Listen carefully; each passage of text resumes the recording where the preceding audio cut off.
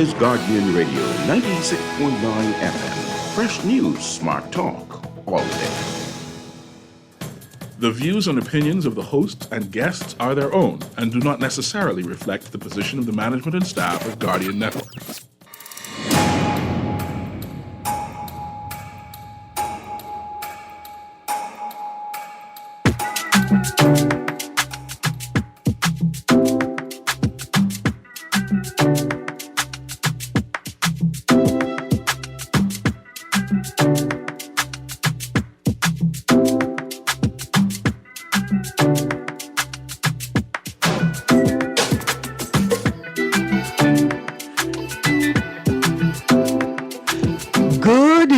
This morning, and welcome back to Guardian Radio 96.9 FM, your station for fresh news, smart talk all day. It is Thursday, 2023, and you are on the clock with Erin, Greene. I've got a couple of live reads before we get into the show, but first things first, somebody go check on the Met Department. Somebody go check on the Met Department. I woke up to a whole half hurricane this morning, and I am concerned. But things are kind of making sense now.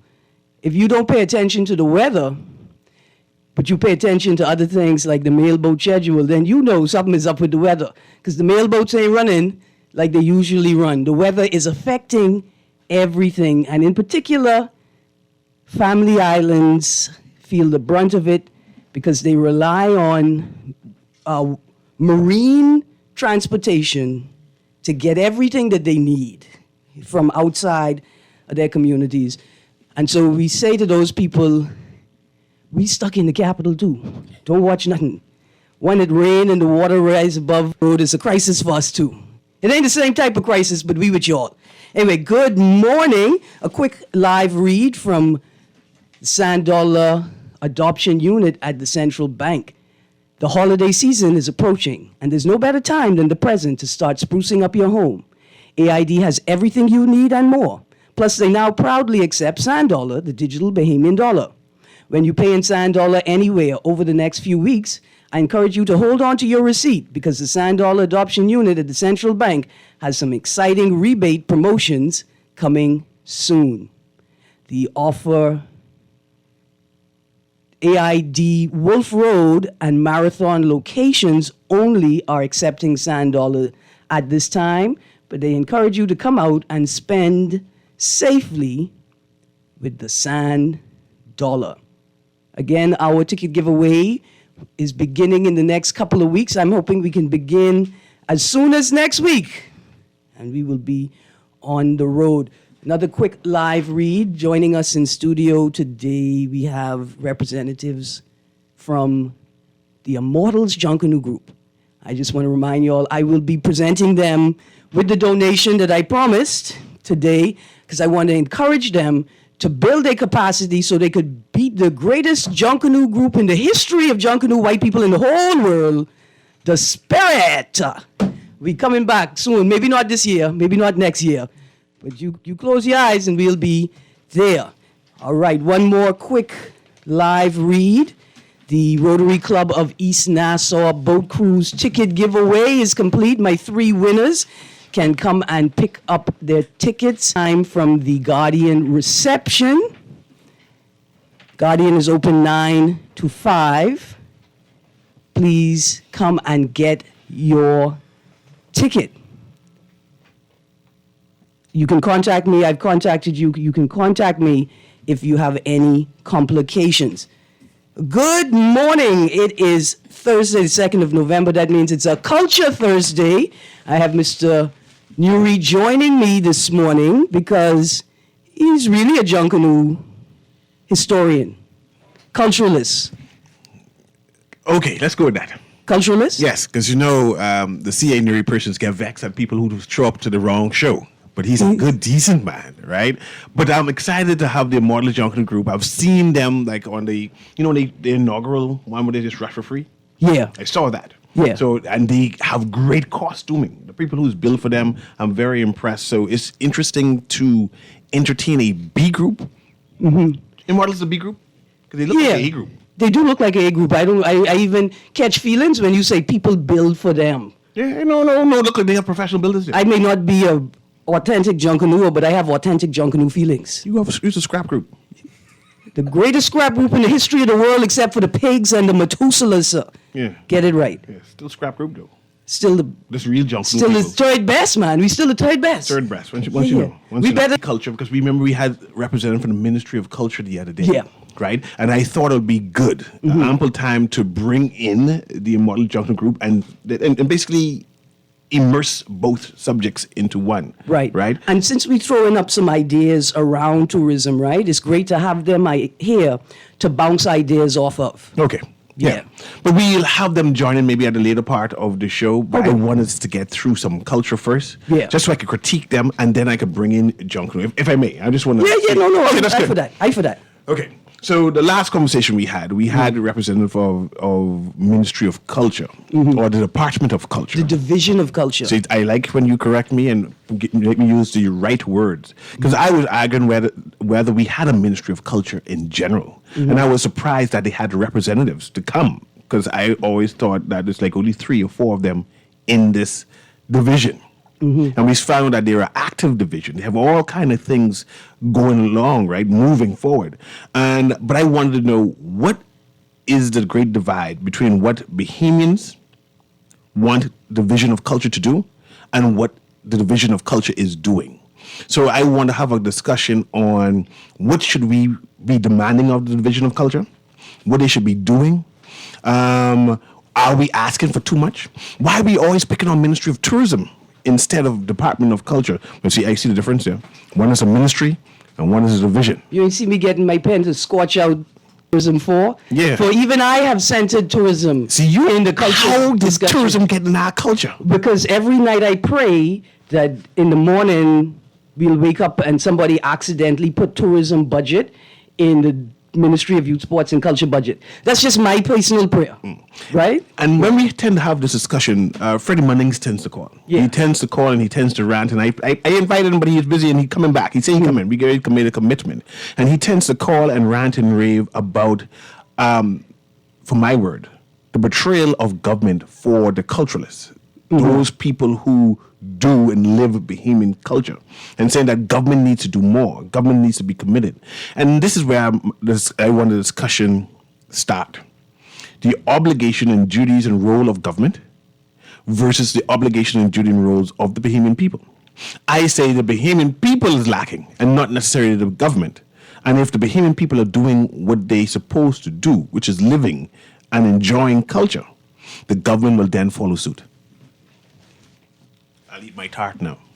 Because it's Culture Thursday. I also want to recognize in the room that this gentleman only brought one piece of tart into the room, and that too is Bahamian culture, I will say. Right? Because this is it. We live in it, right? One of us have wide hips and shouldn't be eating bread. I'm not saying I know who that person is. I'm just saying one of us have wide hips and shouldn't be eating bread. And for that, I'll do the sacrifice. I need this bread for you. That too is Bahamian culture. This is a good Culture Thursday. Okay, I think you missed out an element there, right? I want to know, do we need to distinguish between the government, the people generally, and the cultural community? See, because living culture and doing culture, that's all of us. That's everybody. That's what we do every day. But is there a self-identified, right? Or is there a group that the obligation is bestowed upon them because of what they do or the space that they claim, right? That they have a duty to preserve Bahamian culture, to outline it, to define it, or to even just create a delineation so we can understand where our activity fits within Bahamian culture. So I beat you. The Ministry of Tourism and by saying Ministry of Tourism, I think in all of its assets and partners, just pull off one of the two of the most successful events recently.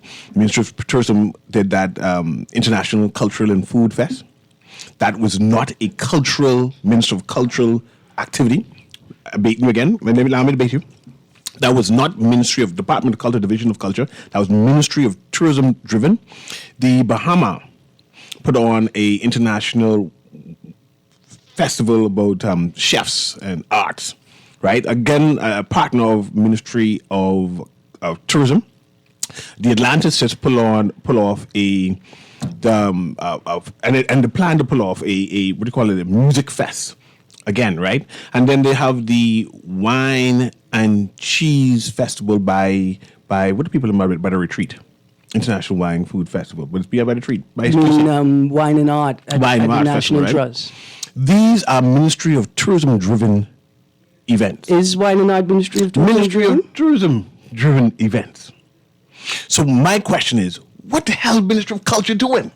Okay. If everything that is big, bold, money being spent, right, is geared towards tourists, and if Bahamians happen to come, good. You mean if they happen to find their way inside? Yes, good.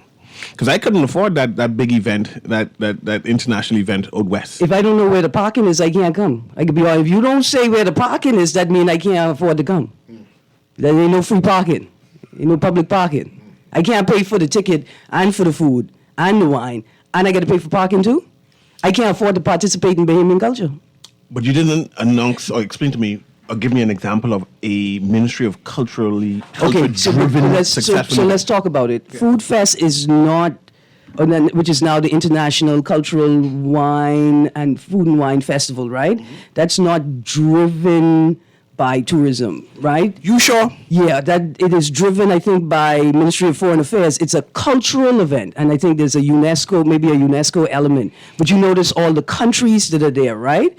It is a cultural event, but it's not driven by culture, because culture can't afford a car, right? But culture can't afford a car. Lord have mercy. Yeah, I hear. It though is definitely supported and driven by tourism, but not primarily, and that's not the impetus, right? That's not the premise of the festival. The festival is to celebrate the diversity of culture in the country, with the different countries present in the country, right? That's what it's about. Bahama and Atlantis wine and cultural festivals, those are definitely tourism driven. Those are not primarily for Bahamians. Those are products derived to entertain tourists that rely on Bahamian content to do that, right? You say was it relying on Bahamian content? It's supposed to rely. Pardon me, let me rephrase that. Bahamian content was inserted into it. It was an international event. It's supposed to rely on Bahamian content. That the Bahamian content is supposed to drive the curation of the space that these people are in. That's what's supposed to happen. Now, a Munnings would call, Freddie Munnings would call and say, any tourist function would have to be mandated to have Bahamian concepts within it, right? Whereas the tourists or the hotels would say, no, I bring in a product for my tourists, and it doesn't necessarily have to be Bahamian. If I can include Bahamian at a lower scale or as a generous offer, but my concept is not necessarily Bahamian oriented. And should tourism be something that it should be Bahamian and then secondly international, or should it be, mind you, all of our tourism product is owned by international concepts, right? Well, I can respond to you in true Bahamian culture with a question, which is you asking me who's culture for? Who is the tourism for? Like you laid out, right? Who creates the tourism product? Who drives the creation of the tourism product? Who curates the experience that our tourists have here, right? It's the people who've invested the most money, because that's how everything works in this town. It's not credentials, it's not expertise, it's not proximity, right, to the integral parts of the space.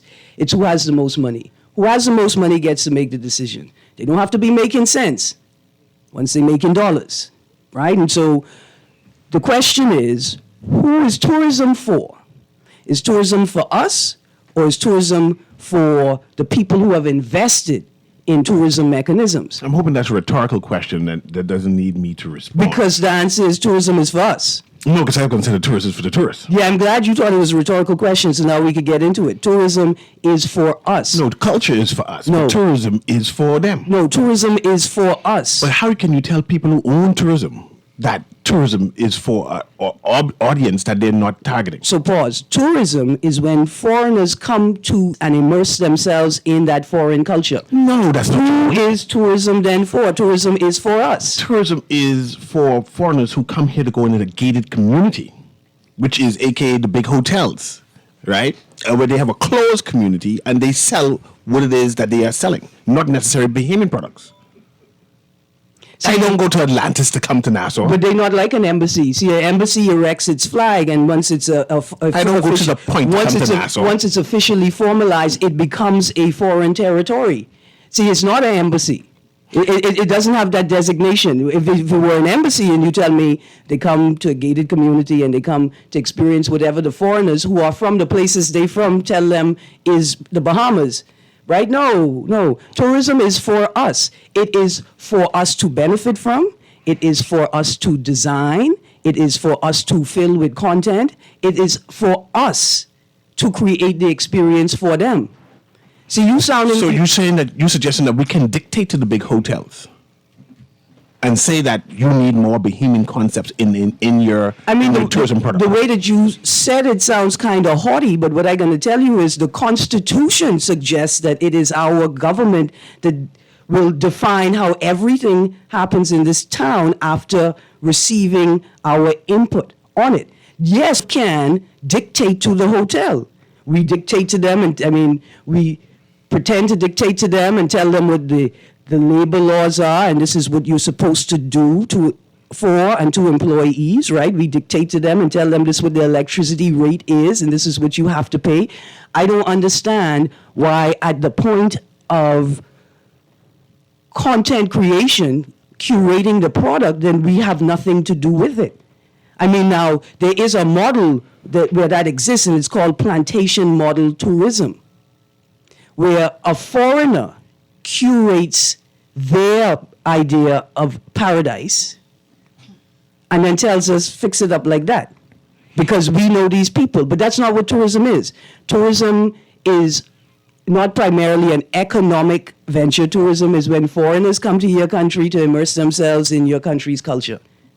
That's it. And so I could believe that we've been doing tourism wrong for the last 50 years plus, maybe, even more than that. I could imagine that. We've been doing it wrong. Let me bait you again. People have just invested into the port that is on Bay Street, the Nassau Cruise Port. Nassau Cruise Port. They have created an atmosphere of paradise which is international, not necessarily Bahamian, but they have a Bahamian flair. They have one or two high-end Bahamian products. They have what they call that thing? The amphitheater? The amphitheater, which they will embrace Bahamian acts and shows, but that's not every day. My question is, was that... Why not?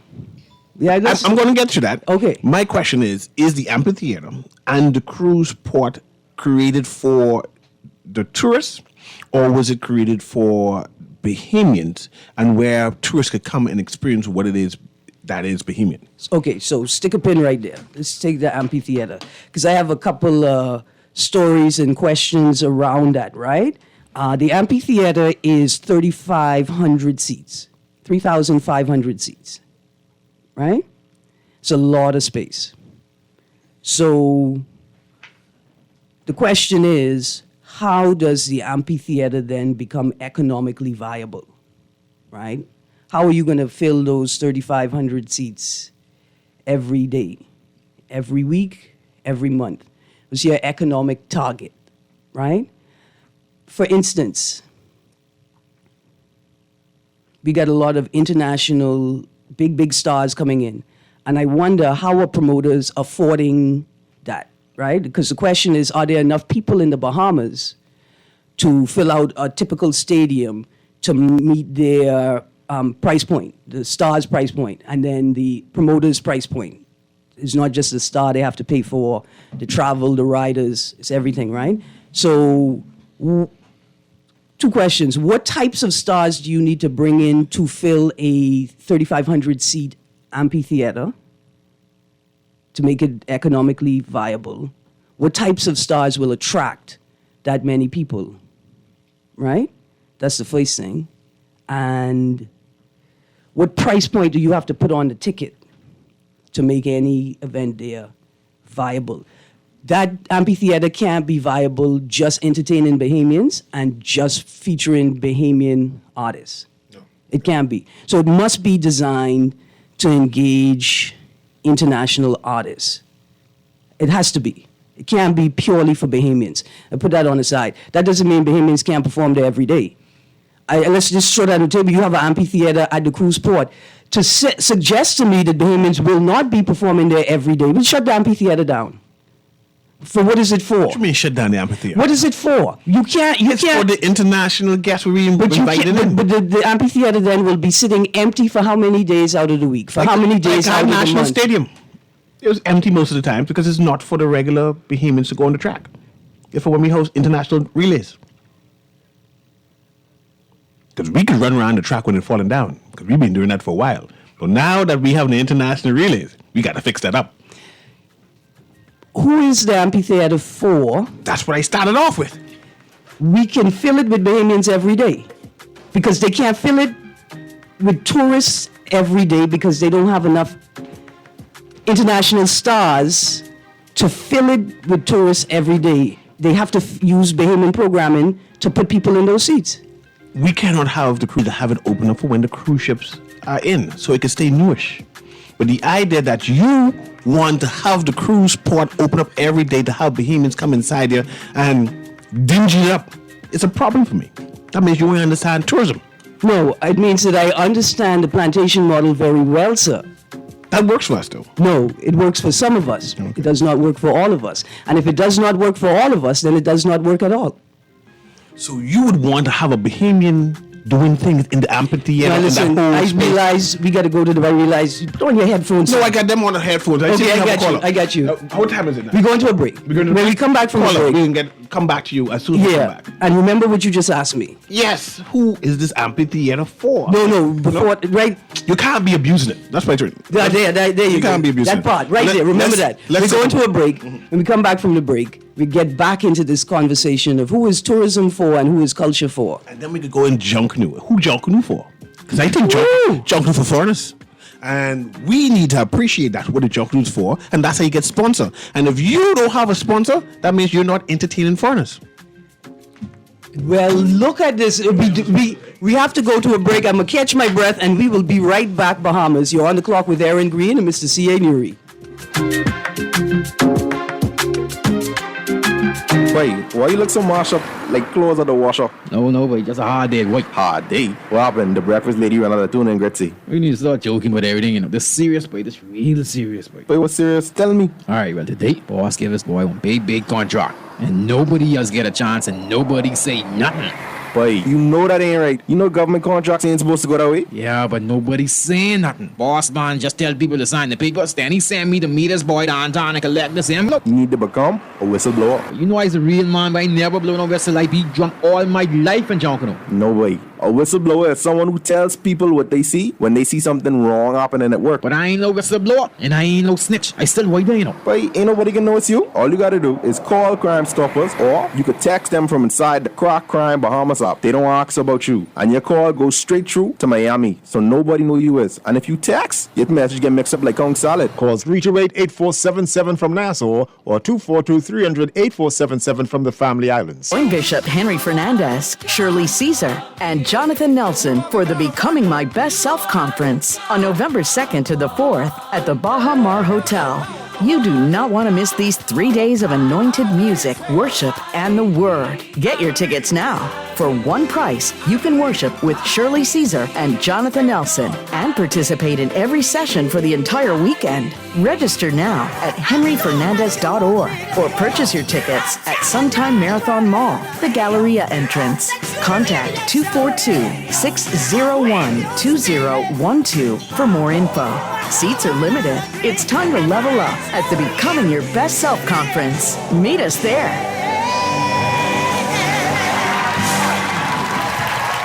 This is Guardian Radio 96.9 FM, Nassau, Bahamas.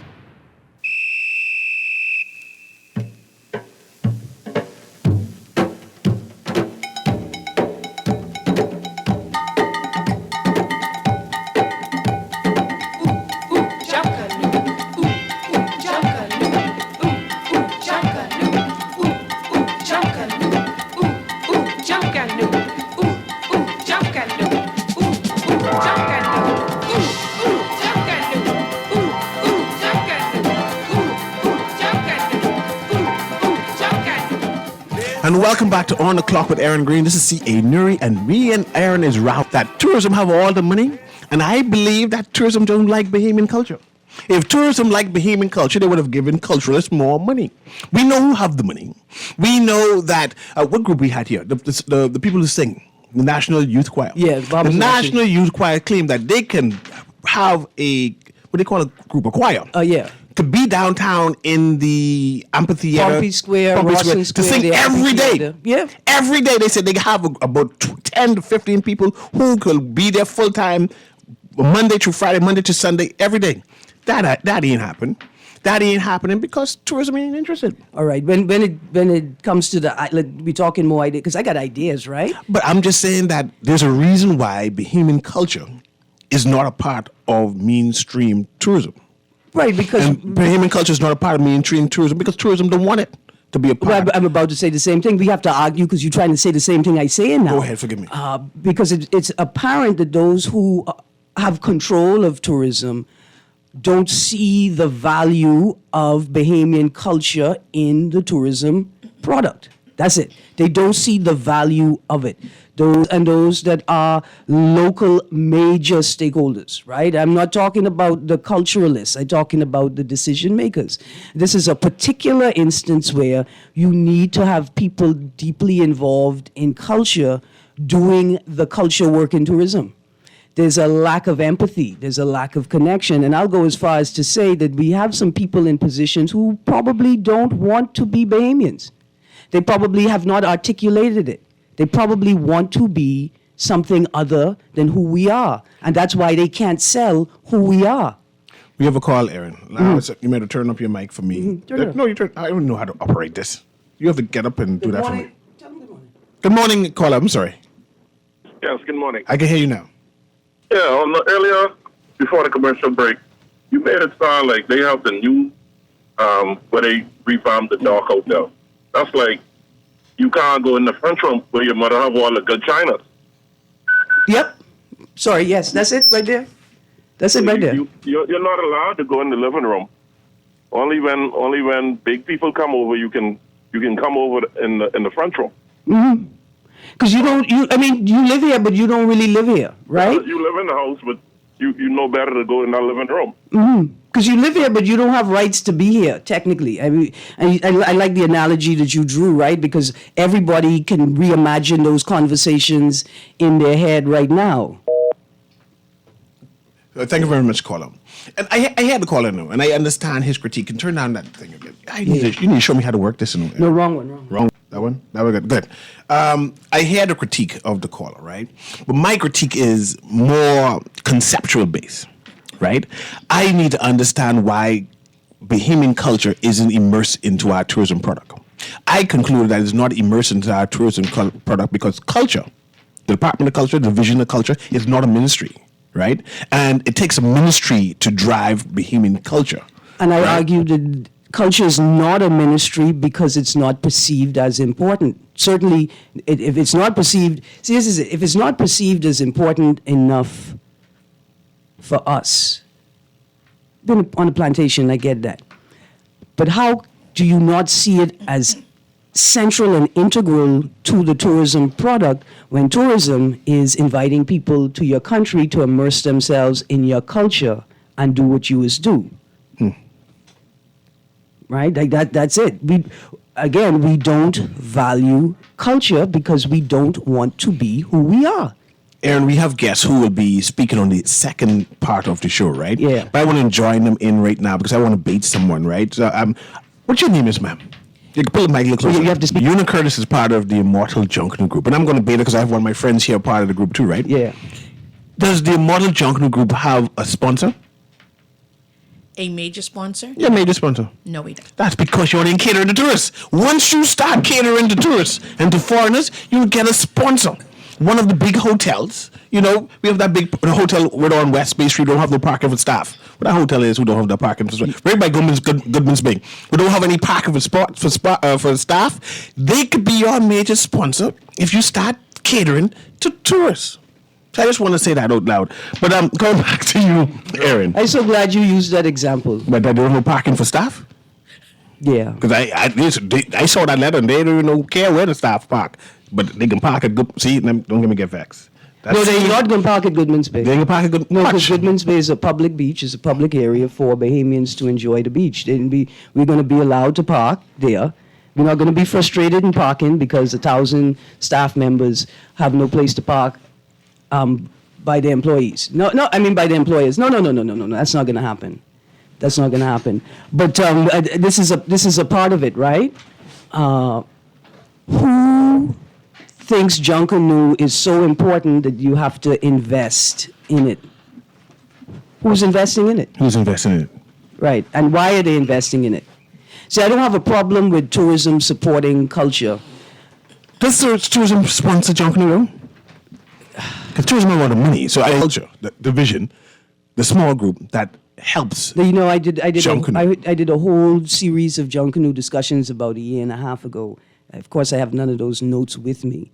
But while tourism is not, I think, a formal sponsor of Junkanoo, tourism may be a sponsor in some part with the Junkanoo parades on Bay Street. Okay, Let's make that distinction, Because right? I still get vexed at Junkanoos. Because when the whole Bahamas was shut down, and I could not go to see Junkanoo, tourism had Junkanoo. They was rushing all through the hotel, and these betrayers. These betrayers of the human culture. The Junkanoos, they go out in the hotel and rush for the foreigners. They was in the hotel and rushing, and I watched them, and they won't come to me and say, "Help me, help who?" That's why man, I remember you. don't like me now because I tell them I remember you. you all should have to pay a special fee for performing Junkanoo outside the country. There you go.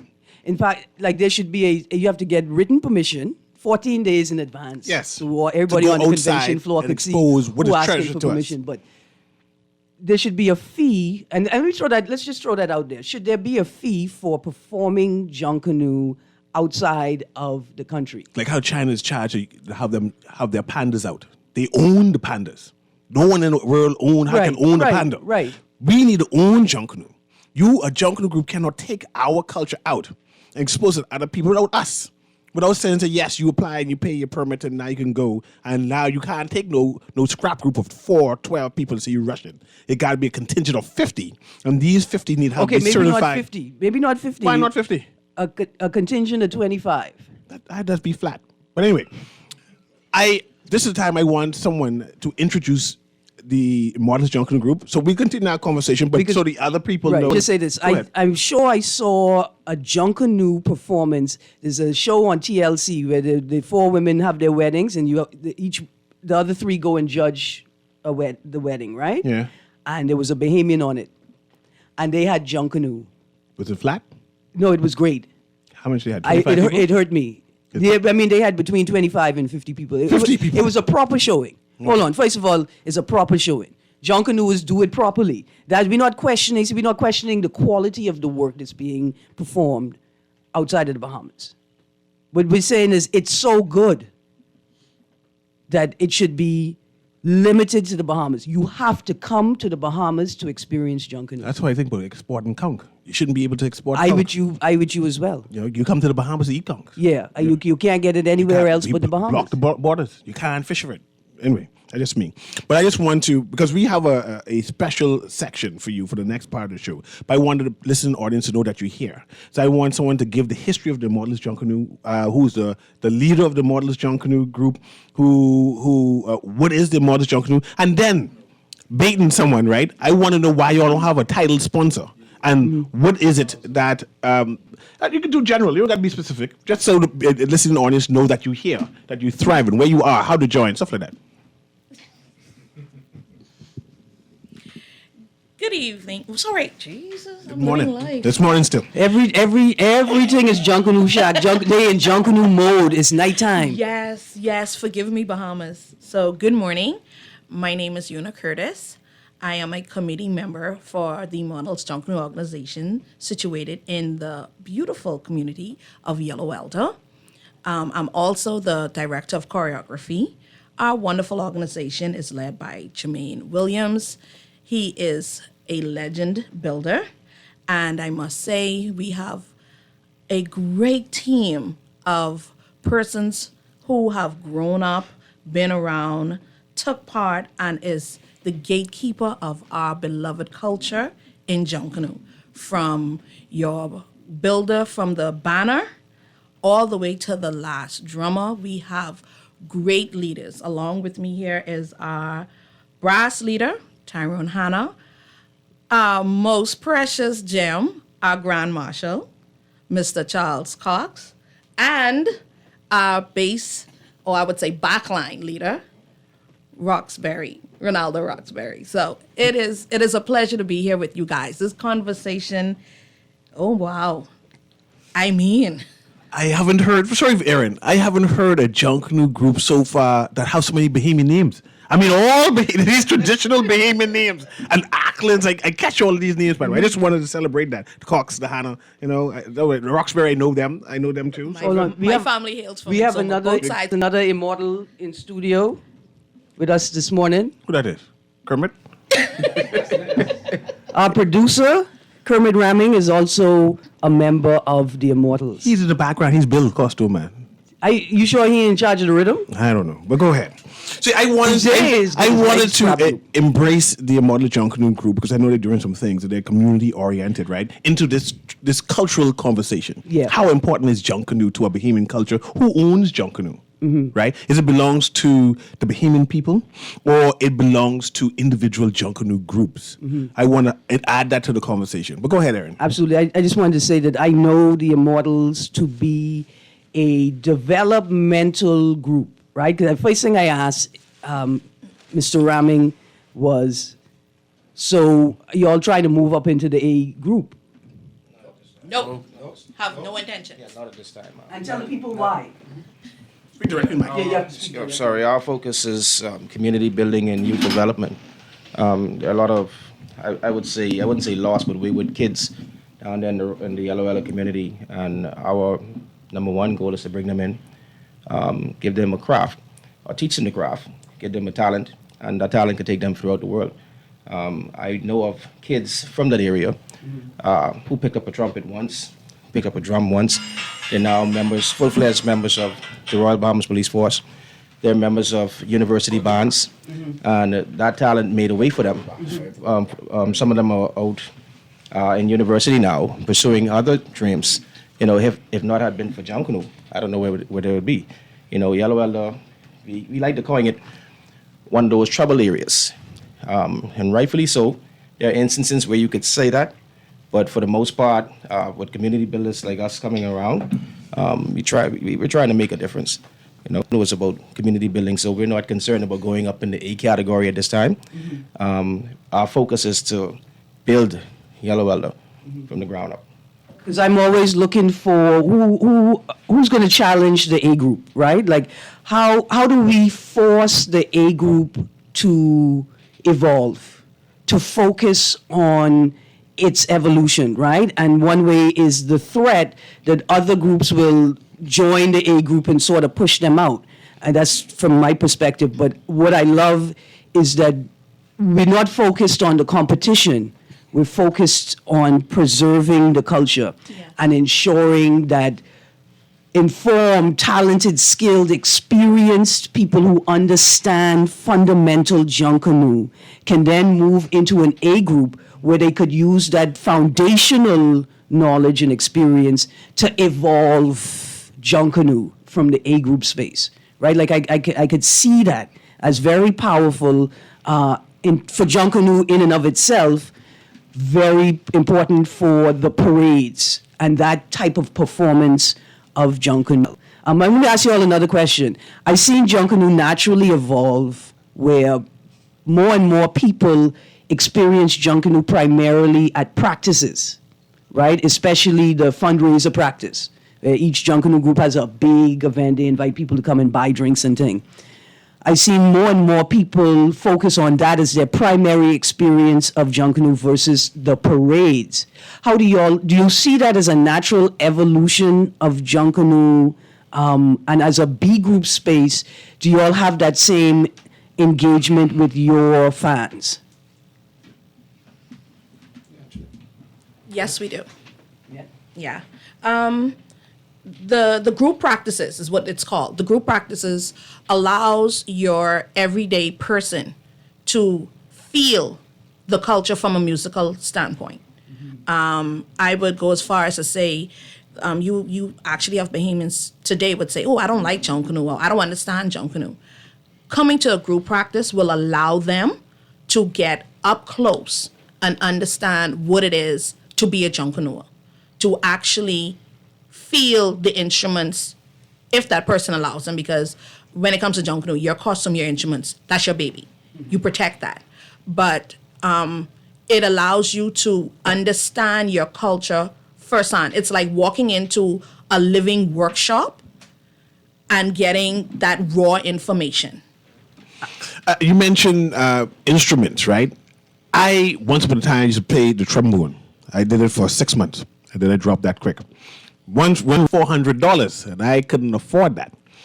How is it a B group can afford these expensive instruments? Who funding this? Because I still say you all ain't have no major sponsor, so you all ain't supposed to be able to be participating in no Junkanoo. All right. Now, for me, we really, really need sponsors when it comes to every Junkanoo group. Now, this how we do that. For example, the Models Brass. We have approximately 37 kids, and I train them from the ages of 5 until you could hold an instrument. Mm-hmm. I train you how to play the instrument from age 5 to until you're ready to join the band. Yeah. So the way how we actually come about with getting instruments, we have to basically sponsor, fundraiser, and we actually order them. Now, one trombone, like you said, costs $400. That's when you're buying it from online. But over here, it could be $700. Then bringing that in, that could cost you about probably $500-$600. So imagine having to need. You'll have to pay for new supplies. Yes, I think so. You got to pay VAT and duty on preserving culture. Yes. Do you all have a Junkanoo Encouragement Act? Like there's a Hotel Encouragement Act? No. Look at how we need a Junkanoo Encouragement Act, eh? Yeah. Listen, give me 1 second. We get right back into that. Good morning, caller. You are on the clock. Good morning, Miss Greene. Junkanoo talk. Well, we talking Junkanoo, but don't let Miss Nash Ferguson hear you say that, sir. No. I know they go. But anyway, this is a little joke. This is a little joke to start off now. Remember, this is a joke, eh? Okay. Nothing to comparison to nobody, nothing. Okay. Mr. Nuri want how come they could afford them expensive things? Mm-hmm. This is a joke. They are a member of a gang. There's a gang. We're in the gang warfare, you know. They can afford anything, but if you're in a gang, Masonic Masons is a gang. Police force is a gang. Everything around here is a gang. But you know, I wanted to say something when we talk about history of Junkanoo and current Junkanoo, Mr. Nuri and Miss Greene. Do you know that it was a time when I was a youngster and we used to pray evenings on the corner of Carew Street West and Montreal Avenue? Okay. Do you know at that time, back in 1958, coming forward, the police used to come around there and run us and arrest us? Yes. Junkanoo is old Bill. When the police used to drive some little black patrol cars. And the neighbors used to, I remember, I could call the name of the neighbor. We used to always report us because we were pretty close to their house. Ah. I got you, Sparky. Thank you very much. Don't call the neighbor name, though. Don't call the neighbor name. Good morning, caller. You on the clock. Godly days is stuck in the way so long with you. Pardon me. Let me turn on the radio. Yes, yeah. Bremen. Turn it down. Godly days is stuck in the way so long with you on your panel, Erin. Yes, sir. A couple of things I want to say. Well, when I started drumming, right? Yes. I used to beat drum first. Okay. What I used to do, I used to get the skin from the goat, the place, the place where it kills, the abattoir. to get a drum, from You used to make your own grocery shop, drum, right? It's Bremen. what You they used to call make your own the drum. Say it again. You used to make your own drum. I used to make my own drum, and buy the oh God, what you call it? The stuff to take off the skin with. Yeah. And just soak it myself. Okay. But I switched to cowbells, right? Okay. After switching to cowbells, I switched to cowbells because we needed more cowbells. We had more drums than with cowbells. Okay. So I had my drum overhead in our house after I got blind, right? Mm-hmm. And I used to ring cowbells just a little before I got blind. Okay. And cowbells I used to buy cowbells from Mr.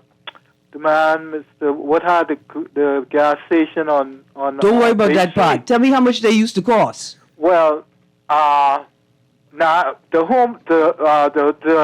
cowbells in which he used to sell, I can't remember that because this starting from I was 12, 13, 14, and stuff like that, right? Yeah. But when I started getting cowbells make, right? Yeah. That used to cost me $200 and plus dollars. Back then? $300. That's right. For how many cowbells? Well, those days it used to be two. Two in each hand.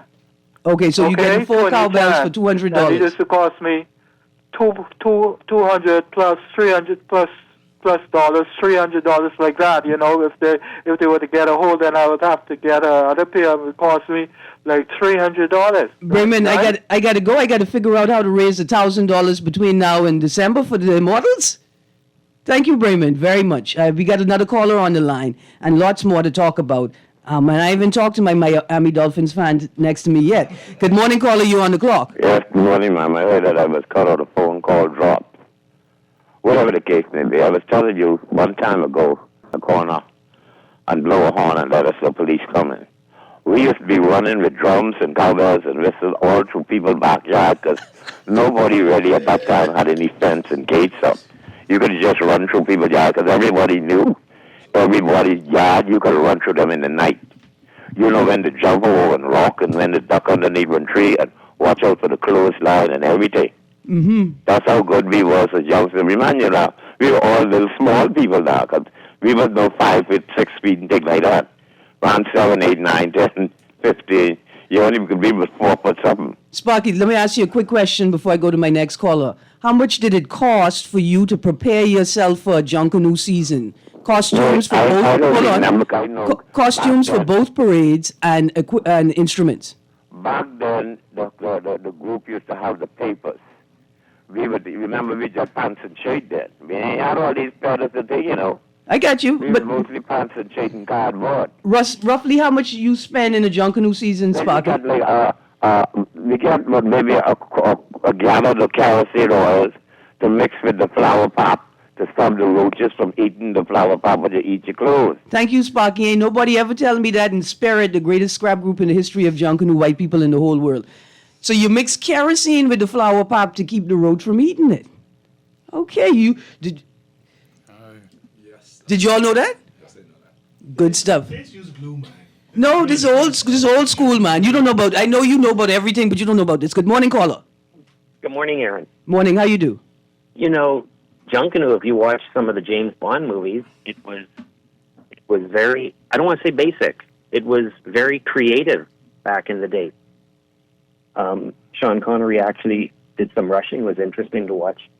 It was what you could wear. It wasn't a rose, it was what you could wear. But I was very young, and I distinctly remember, you ever been to a watch night service? No, I'm too young. Corinne wouldn't even let me off the side porch. Yeah, so watch this. I went to a church and went to a watch night service. Now, understanding the majority of the Bahamas is African Bahamian, I went to this European church and we did a watch night service. We immediately left. And then we went to Junkanoo. Mm-hmm. And I was confused because the European man, and he is wrong in doing so, calls those types of activities pagan. And I don't agree with that. But we left this European Christian thing, and then we went to what the Europeans deem as a pagan celebration. And I was confused from very young. And we do this throughout our country in many different facets. But I'm going to stick with just Junkanoo today because that's the subject. Mm-hmm. And we only have 30 seconds. And I'll leave you with this thought. I thought we should have more of the Junkanoo celebration because we are majority of that descendants than more of the religious celebration because that's a very small portion of our country. But we're confusing our kids, and we need to pick what we really are about. Have a good one. Okay, thank you, Graham. Yeah. But we are about to transition. I see it's 11:01. As we transition, let's throw the question out to the question audience. Is Junkanoo a pagan affair? It's look fake pagan. And is there a problem with that? I see how the girls sometimes dance. And we have one person inside is the only person who teach women how to dance a certain type of way. So it got to be pagan. Is there something wrong with pagan? No, because I just bow and worship. There you go. I just say. Absolutely. But we can continue this conversation. And we're going to have the presentation to the Immortals in the next hour. And we're going to hear more from the Immortals about their fundraising efforts and what it takes to create a Junkanoo group. Yes. I see you, caller. Call us on the other side. We're going to the news now, and we'll be back. This has been On the Clock with Erin Greene. Of course, C.A. Nuri was with her. And now we're going to transition into Guardian Radio AM with C.A. Nuri. And, of course, Erin Greene is going to be with me. And we're going to be speaking to the Immortal Junkanoo Group organization, right? I have a committee that is run, and they don't have a major sponsor. Let's think about that. Yeah. Anyway, we'll be right back.